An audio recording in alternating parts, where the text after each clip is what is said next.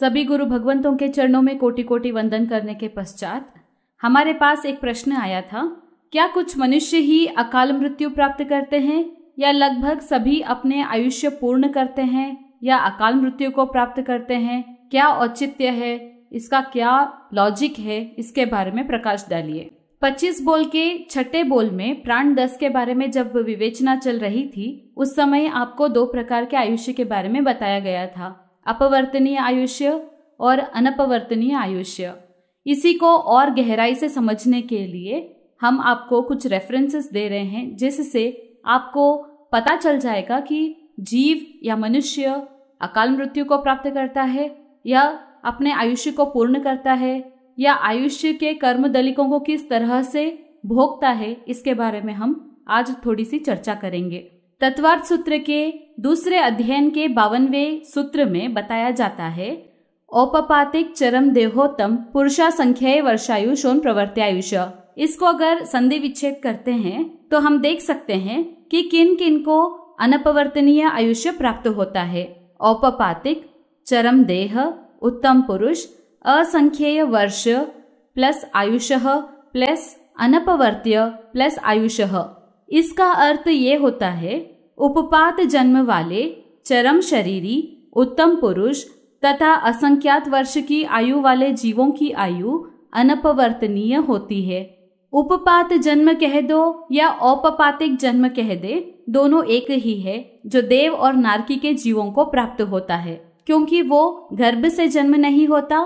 देव देवशैया में उत्पन्न होते हैं और नारकी कुंभी में उत्पन्न होते हैं। चरम शरीरी अर्थात उसी भव में मोक्ष जाने वाले। उत्तम पुरुष कौन कौन होते हैं?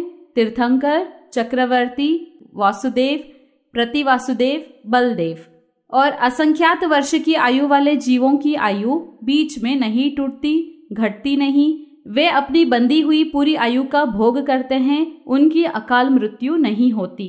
असंख्यात वर्ष की आयु वाले अर्थात युगलिक मनुष्य और तिर्यंच होते हैं। 1 करोड़ पूर्व से अधिक आयु वाले मनुष्य तिर्यंच युगलिक माने जाते हैं। इन्हें असंख्यात वर्ष आयुष्य की संज्ञा से भी जाना जाता है। यौगलिक भोग भूमियों तथा अंतर्द्वीपों में निवास करते हैं, वहां सतत भोग युग रहता है, अतः इनकी आयु भी अनपवर्तनीय होती है। आयु के 2 भेद, अनपवर्तनीय और अपवर्तनीय। यहाँ पर हम जानेंगे, अपवर्तन का अभिप्राय है कम हो जाना, अतः ऐसी आयु जो किसी निमित्त को पाकर कम हो सके वह अपवर्तनीय कहलाती है। इसके विपरीत जो आयु किसी भी कारण से कम न हो सके वह अनपवर्तनीय कहलाती है। सूत्र में अनपवर्तनीय आयु वाले जीवों का निर्देश कर दिया गया है, अतः परिशेष न्याय से यह स्पष्ट है कि सूत्रोक्त जीवों के अतिरिक्त अन्य जीवों की आयु अपवर्तनीय होती है। आगमों में अपवर्तन का उपक्रम नाम मिलता है, वहाँ सोपक्रम अर्थात अपवर्तनीय, निरुपक्रम अर्थात अनपवर्तनीय शब्द इसी अर्थ में प्रयुक्त है। भगवती सूत्र के 20वें शतक के 10वें उद्देशक में सोपक्रमी निरुपक्रमी का थोकड़ा चलता है। सो इस प्रकार है। सबसे पहले भगवान महावीर स्वामी से प्रश्न किया जाता है, अहो भगवान, आयुष्य के कितने भेद है? हे गौतम, आयुष्य के 2 भेद है, सोपक्रमी और निरुपक्रमी। अहो भगवान, सोपक्रमी और निरुपक्रमी आयुष्य किसे कहते हैं? हे गौतम, जो आयुष्य अध्यवसान, निमित्त आदि 7 कारणों से अल्प काल में यानी बीच में ही टूट जाए, क्षय हो जाए, उसको सोपक्रमी आयुष्य कहते हैं। आयुष्य टूटने के 7 कारणों में से कोई भी कारण उपक्रम न लगे किंतु मृत्यु आने पर ही मरण हो, उस आयुष्य को निरुपक्रमी आयुष्य कहते हैं। यह अपवर्तन अनेक निमित्त कारणों से हो सकता है। इन निमित्तों को उपक्रम भी कहा जाता है। ठाणांग सूत्र में आयु भेद, आयु भंग के 7 कारण बताए गए हैं। सबसे पहला है अध्यवसाय, यानी तीव्र राग द्वेष अथवा स्नेह भय से। दूसरा है निमित्त, दंड, पनिशमेंट, शस्त्र, वेपन्स आदि द्वारा जो मृत्यु प्राप्त होती है, वो दूसरा है निमित्त।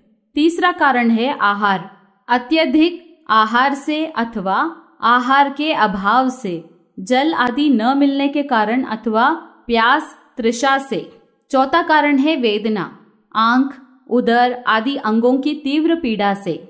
पांचवा कारण पराघात, कुएं आदि में गिरना, तालाब, नदी, समुद्र आदि में डूब जाना, पर्वत आदि किसी ऊंचे स्थान से गिर जाना, सीढ़ियों से फिसल जाना, ये पांचवा कारण।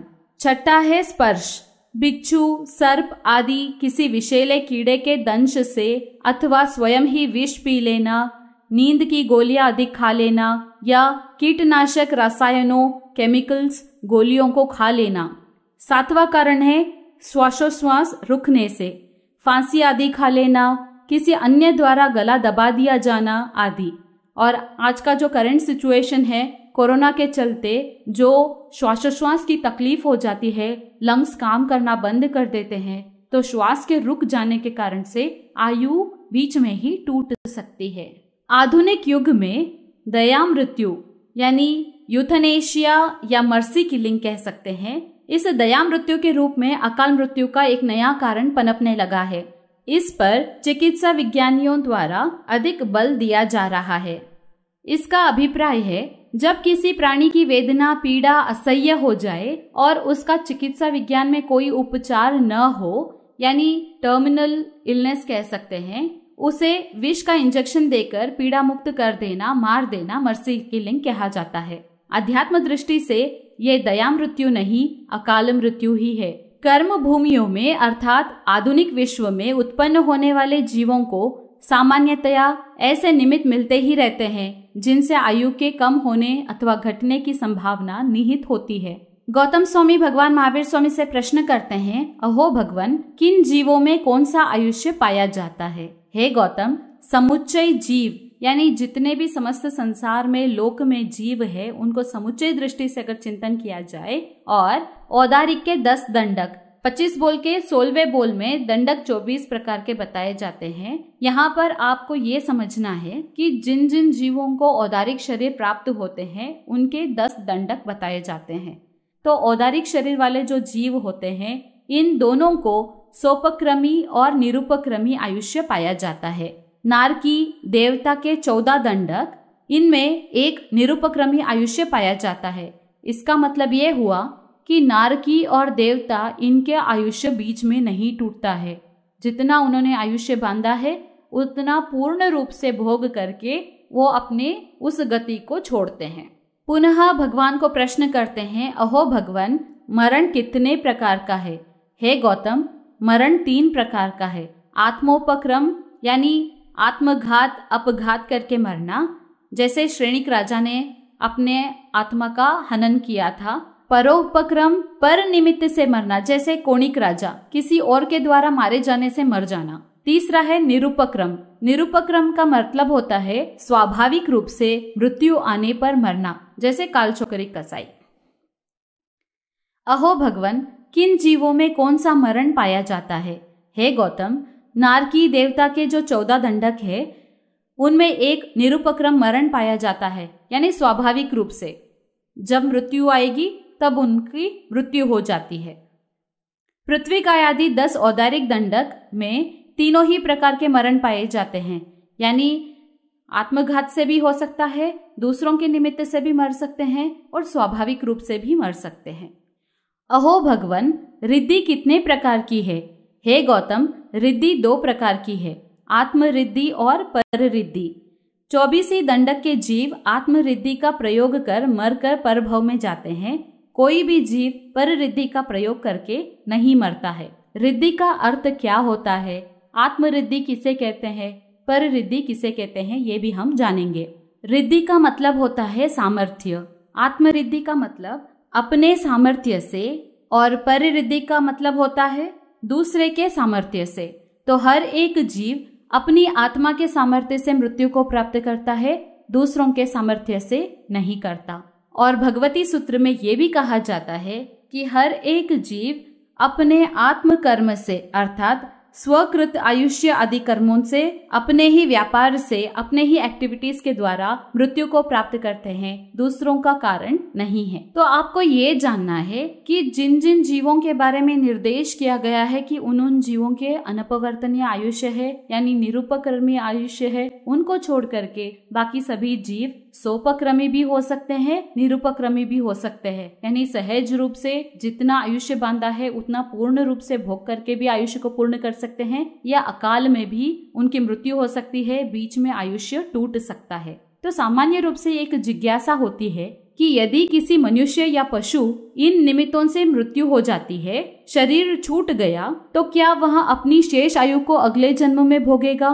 तो इस विषय में हमको ये जानना है, इस सिद्धांत को जानना है कि इस भव के अंदर जो आयुष्य हमको प्राप्त हुआ है उसे इसी भव में पूर्ण करना होता है। इसे समझने के लिए इस विषय में सिद्धांत यह है कि जो आयु 10, 20, 25 अथवा 50 वर्ष में भोगी जाने वाली थी उसे वह एक अंतर्मुहूर्त अथवा आवलिका मात्र काल में ही भोग कर पूरा कर लेता है, क्योंकि कोई भी जीव आयु पूरी किए बिना दूसरी गति में उत्पन्न नहीं हो सकता। इस बात को एक दृष्टांत से समझिए।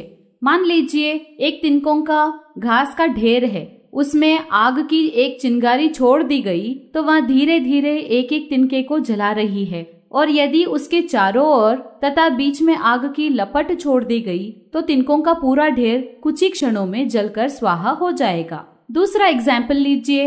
एक मिट्टी के घड़े में बहुत ही छोटा सा छेद है, एक एक बूंद पानी टपक रहा है, घड़ा धीरे धीरे खाली हो रहा है, किंतु किसी व्यक्ति ने उसमें एक पत्थर मार दिया, घड़ा फूट गया, सारा पानी एकदम धुल जाता है। एक अग्निकण द्वारा एक एक तिनके को जलाया जाना सामान्य आयु भोग है, और लपट द्वारा तिनकों के ढेर का भस्म हो जाना आयु का शीघ्र ही क्षीण हो जाना, समाप्त हो जाना है। यही बात दूसरे दृष्टांत में भी है।